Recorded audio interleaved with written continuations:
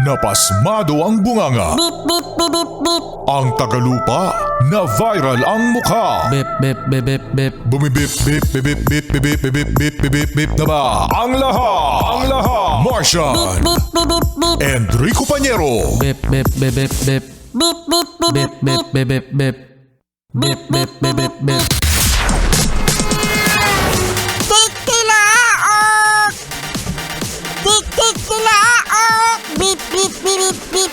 Ito na ang 101.1 Yes FM Balitang Oy!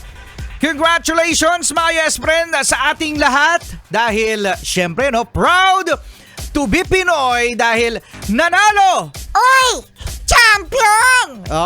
Champion mga Yes Friend si Alex Ayala! Yay! Nanalo mga Yes Friend sa tournament na nangyari sa may Washington DC at ito ay ang 2026 Mubadala DC Open. Congratulations, Sobrang nakakatuwa mga Yes Friend dahil sa marami ang nag-aabang dito sa journey ni Alex Ayala kahit tayo ay hindi masyadong familiar sa tennis. Oo naman mga Yes Friend marami tayong mga nakikita na mga nagbabadminton sa kalsada na kahit walang net kaya mo magbadminton pero ang tennis mga Yes Friend may mahirap ang tennis kaya kung mabibilan lang talaga natin ang tennis court dito sa Pilipinas at biro mo nag-iisa yan si Alex Ayala na binabandila ang Pilipinas sa international tournament ng tennis at nakakatuwa din dahil sa grabe ang suporta ng mga Pilipino pagdating sa mga laban ni Alex Ayala. Imagine mga Yes Friend, tuwang-tuwa ang mga organizer kapag laban ni Alex Ayala kasi ang daming nanonood. So that means na maganda ang business kasi maraming bumibili ng ticket. At maganda yun mga Yes Friend dahil sa nagkakaroon ng mas maraming exposure ang tennis at sana ay masundan pa si Alex Ayala ng iba pang mga tennis enthusiast na maglaro kung saan ay makikita natin talaga na may pag-asa ang mga Filipino athletes pagdating dito sa tennis. Yun kasi 'di ba ang weightlifting? 'Di ba nagkaroon na tayo ng gold sa weightlifting. Mahirap na. Ikaw Marcia, mag-weightlifting ka nga. Gusto ko ako yung binubuhat.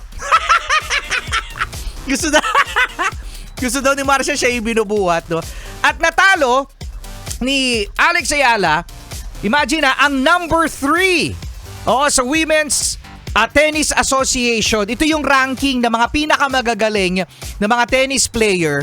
So number 3 ang tinalo ni Alex na si Jessica Pegula. At taga-Amerika din, home court home court advantage itong nakalaban ni Alex Ayala na si Jessica Pegula na number 3 at si Alex Ayala daw mga Yes Friend ay tutungtong sa number 20 na ranking sa Women's Tennis Association. Uy, congratulations! Uy, gawin nating holiday today! Uy, gawin daw nating holiday today! Pwede ba yon? Holiday today. Holiday today. Sabihin ng boss mo, bakit hindi ka pumasok? Bakit? Kasi po nanalo po si Alex Ayala.